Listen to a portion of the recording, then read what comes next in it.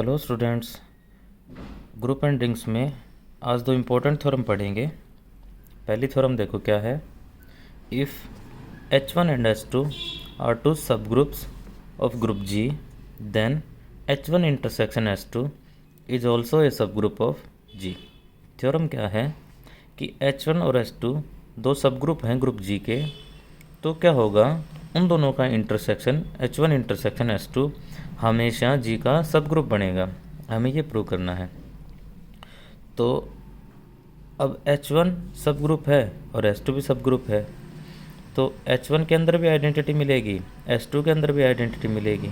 और हमने पढ़ रखा है कि आइडेंटिटी सेम होती है सब में, तो E इसमें बिलोंग कर जाएगा और E इसमें भी बिलोंग कर जाएगा। तो क्या होगा, E इन दोनों के इंटरसेक्शन में बिलोंग कर जाएगा। तो इस बात का मतलब क्या हुआ कि H1 intersection H2 non empty है, यानी एम्प्टी नहीं है। अब नॉन एम्प्टी है तो इसके अंदर कोई ना कोई एलिमेंट बिलोंग कर सकते हैं। हमें दिखाना क्या है कि H1 इंटरसेक्शन H2 सब ग्रुप बनेगा। तो हमने एक थ्योरम पढ़ी थी, किसी भी सबसेट को सब ग्रुप दिखाना हो तो उसके दो एलिमेंट लेंगे A और B। तो क्या दिखा देंगे, A इंटू बी इनवर्स उसमें बिलोंग करता हुआ दिखा देंगे, तो वो जो सबसेट था वो सब ग्रुप बन जाएगा। तो यहाँ पे H1 इंटरसेक्शन H2 को सब ग्रुप दिखाना है, तो उसके लिए हम क्या दिखा दें कि A और B H1 इंटरसेक्शन H2 के कोई दो एलिमेंट उठाएंगे तो A इंटू बी इन्वर्स किस में बिलोंग कर जाएगा, H1 इंटरसेक्शन H2 में हम ये दिखा देंगे। तो देखो, हम A और B H1 इंटरसेक्शन H2 के दो एलिमेंट उठाएंगे। अब इंटरसेक्शन में बिलोंग करते हैं तो A और B H1 में भी बिलोंग करेंगे और A और B H2 में भी बिलोंग करेंगे। और हमने मान रखा है, ऊपर ये दे रखा है कि H1 और H2 दोनों सब ग्रुप्स हैं और A और B उसके अंदर बिलोंग करते हैं। तो वो थ्योरम क्या कहती है, अगर सब if and only if theorem थी वो, कि A और B अगर बिलोंग करते हैं तो A इंटू बी इन्वर्स भी H1 में बिलोंग करेगा और A इंटू बी इन्वर्स भी किस में बिलोंग करेगा, H2 में, क्योंकि H1 और H2 दोनों सब ग्रुप्स हैं। अब ए बी इन्वर्स H1 में भी है और ए बी इन्वर्स H2 में भी है, तो क्या होगा, A B inverse H1 intersection H2 में बिलोंग कर जाएगा। तो हमने क्या दिखा दिया कि ए और बी H1 इंटरसेक्शन H2 के कोई दो एलिमेंट उठाए तो वहाँ से क्या हुआ, ए इंटू बी इन्वर्स किस में बिलोंग कर गया, H1 इंटरसेक्शन H2 में। तो इस बात का मतलब क्या हुआ कि H1 इंटरसेक्शन H2 सब ग्रुप बन गया ग्रुप G का। ठीक है। इसके बाद यूनियन के बारे में है कि यूनियन ऑफ टू सब groups need not be A subgroup of group G। हमने थ्योरम पढ़ी है कि इंटरसेक्शन तो हमेशा सब ग्रुप बनेगा दो सब ग्रुप्स का, लेकिन यूनियन कोई ज़रूरी नहीं है दो सब ग्रुप्स का यूनियन भी एक सब ग्रुप बने। उसके लिए एग्जांपल देखो, हम G कोई ग्रुप मान लेंगे, सेट ऑफ इंटीजर्स Z, और वो ग्रुप बना था एडिशन के रेस्पेक्ट में, तो हमने G मान लिया Z एडिशन के रेस्पेक्ट में ग्रुप बनता है। तो इसके दो सब ग्रुप्स लेंगे H1 और H2। H1 के अंदर क्या लेना है, 0, 2, 4, 6, इस साइड इवन पॉजिटिव इंटीजर्स और ये नेगेटिव वाले भी, -2, -4, -6, ये वाले, ये सब ग्रुप बनाएगा एडिशन के रेस्पेक्ट में। और S2 क्या लेंगे, S2 सब ग्रुप लेंगे 0, 3, 6, 9, यानी 3 के मल्टीपल वाले पॉजिटिव इंटीजर्स भी और नेगेटिव इंटीजर्स भी, तो S2 भी सब ग्रुप बनाएगा। तो ये दोनों सब ग्रुप्स हैं, हमें दिखाना क्या है कि H1 यूनियन H2 क्या सब ग्रुप बनेगा या नहीं बनेगा। तो हम H1 यूनियन H2 निकालेंगे, तो इन दोनों का यूनियन करेंगे तो क्या बन जाएगा, 0, 2, 3, 4, 6, ऐसे इन दोनों के यूनियन में वो एलिमेंट आ जाएंगे, कॉमन वाले एक बार आएंगे, बाकी सारे आ जाएंगे। तो हम इसके कोई दो एलिमेंट उठाएंगे, हमने उठाए 2 और 3, 2 भी H1 यूनियन H2 में है और 3 भी H1 यूनियन H2 में है। तो क्लोजर प्रॉपर्टी क्या कहती है कि कोई भी दो एलिमेंट उठाएं तो उन दोनों को उस बाइनरी ऑपरेशन के अंडर ऑपरेट करें, तो जो एलिमेंट आएगा तीसरा वो भी इसी में आना चाहिए, तो क्लोजर प्रॉपर्टी सेटिस्फाई होगी। ग्रुप के लिए पहली प्रॉपर्टी होती है। तो हमने 2 और 3 दो उठाए, इन दोनों को ऐड किया क्योंकि बाइनरी ऑपरेशन एडिशन वाला है, तो 2 + 3 कितना आया, 5। अब 5 इसमें बिलोंग नहीं करता, तो क्या हुआ, 5 does not belongs to H1 union H2। तो इस बात का मतलब क्या हुआ कि H1 यूनियन H2 ने क्लोजर प्रॉपर्टी सेटिस्फाई नहीं की, तो ये कभी भी सब ग्रुप नहीं बनेगा। तो यहाँ से हमने क्या दिखा दिया कि दो सब ग्रुप्स का यूनियन जरूरी नहीं है सब ग्रुप बने। आगे थ्योरम है कि द यूनियन ऑफ टू सब ग्रुप्स इज ए सब group if and only if one is contained in other. ये थ्योरम क्या है कि दो सब ग्रुप्स का यूनियन सब ग्रुप बन सकता है, लेकिन कब बनेगा, इफ़ एंड ओनली इफ है कि जब one is content in other. इस बात का मतलब क्या है कि वो दो जो सब ग्रुप लिए हैं उनमें से एक दूसरे के अंदर कोई ना कोई कंटेंट होना चाहिए। अगर H1 H2 दो सब ग्रुप लिए हैं तो या तो H1 H2 के अंदर कंटेंट हो या H2 H1 के अंदर कंटेंट हो, तभी ये इनका यूनियन सब ग्रुप बन जाएगा। इफ़ एंड ओनली इफ है, दोनों पार्ट प्रूव करने पड़ेंगे।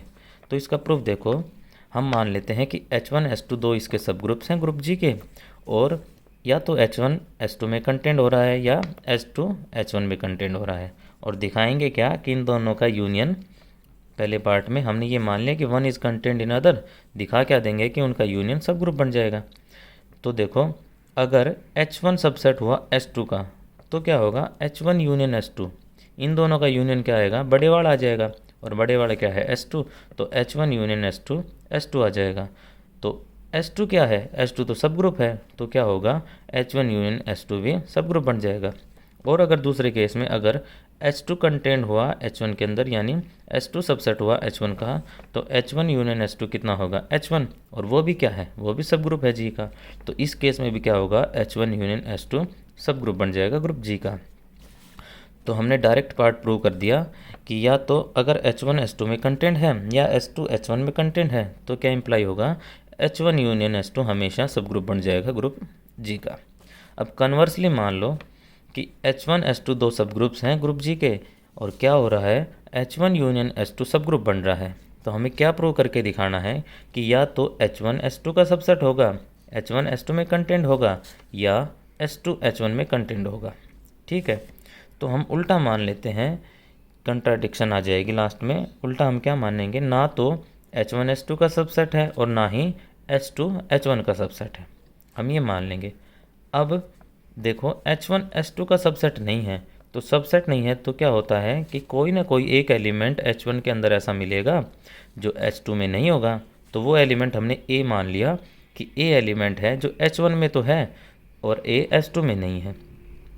अब A H1 में है H2 में नहीं है, तो A इन दोनों के यूनियन में तो आ जाएगा कि A बिलोंग कर जाएगा H1 यूनियन H2 में। ऐसे ही दूसरा क्या मानेंगे, अगर H2 H1 का सबसेट नहीं है तो कोई ना कोई एक एलिमेंट B H2 में ऐसा मिलेगा जो H1 में नहीं होगा, लेकिन उन दोनों की यूनियन में तो होगा। तो क्या होगा, B H2 में तो बिलोंग कर जाएगा, B H1 में बिलोंग नहीं करेगा, लेकिन B H1 यूनियन H2 के में बिलोंग कर जाएगा। अब हमने क्या मान रखा है कि H1 यूनियन H2 तो सब ग्रुप बनता है ग्रुप जी का। अब सब ग्रुप बनता है तो इसके कोई भी A और B एलिमेंट इसमें बिलोंग करते हैं, हमने ऊपर दिखा दिया A और B बिलोंग करते हैं H1 यूनियन H2 में। तो क्लोजर प्रॉपर्टी से क्या होगा, A इंटू बी भी बिलोंग कर जाएगा H1 यूनियन H2 में। अब देखो, ए बी जो है वो H1 यूनियन H2 में बिलोंग करता है। तो यूनियन में बिलोंग करने का मतलब क्या है, या तो ए बी H1 में बिलोंग करेगा या ए बी H2 में बिलोंग करेगा। पहला केस ले लेते हैं, मान लो ए बी H1 में बिलोंग करता है। अब ऊपर हमने दिखाया था कि जो ए एलिमेंट है वो H1 में बिलोंग करता है, और H1 क्या है, सब ग्रुप है। तो ए का इन्वर्स भी किस में बिलोंग करेगा, H1 में बिलोंग करेगा। तो ए इन्वर्स बिलोंग कर जाएगा H1 में।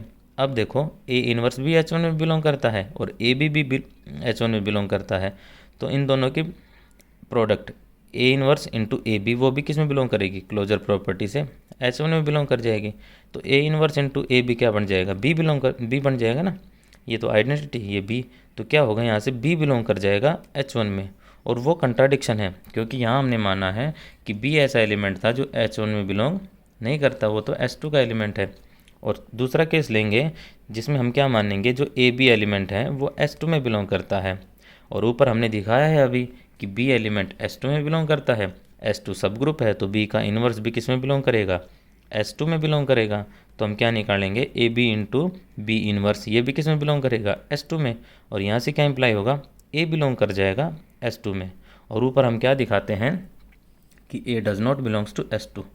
तो ये भी एक कंट्राडिक्शन आ गई, ए यहाँ पे बिलोंग करता है H2 में। तो दोनों केस में क्या हुआ, कंट्राडिक्शन आई है जब हमने ये माना कि ना तो H1 H2 का सबसेट है और ना ही H2 H1 का सबसेट है। तो हमारी पोजीशन रॉन्ग हो गई। तो यहाँ से क्या इम्प्लाई होगा कि H1 H2 का सबसेट होगा या H2 H1 का सबसेट होगा। तभी उन दोनों का यूनियन सब ग्रुप बनेगा। Thank you.